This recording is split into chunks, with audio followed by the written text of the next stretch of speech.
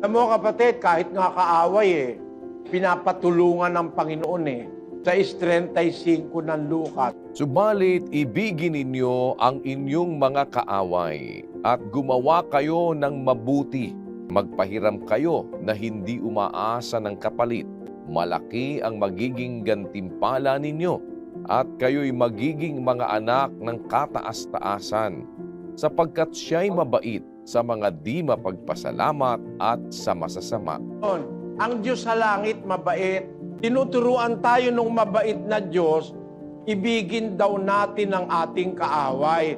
Gumawa raw tayo ng mabuti sa kanila, magpahiram tayo na hindi ka na umaasang babayaran ka pa dahil kaaway mo nga Yan ang kabutihan ng Kristyanismo, kapatid. Sa Biblia, yun talagang mga anak ng Diyos, marunong umibig sa kaaway, nagpapahiram pa, nagpapautang pa. Kaya yung tanong mo, masama ba tumulong sa taong may sama ka ng loob?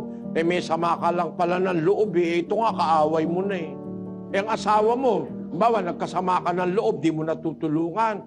Kapatid mo sa laman, nagkasama ka ng loob, di mo natutulungan. Kahit may sama ka ng loob, sumunod ka pa rin sa Diyos. Kahit ginawang ka na ng masama, sumunod ka pa rin. Magpahiram ka, tumulong ka, maawa ka,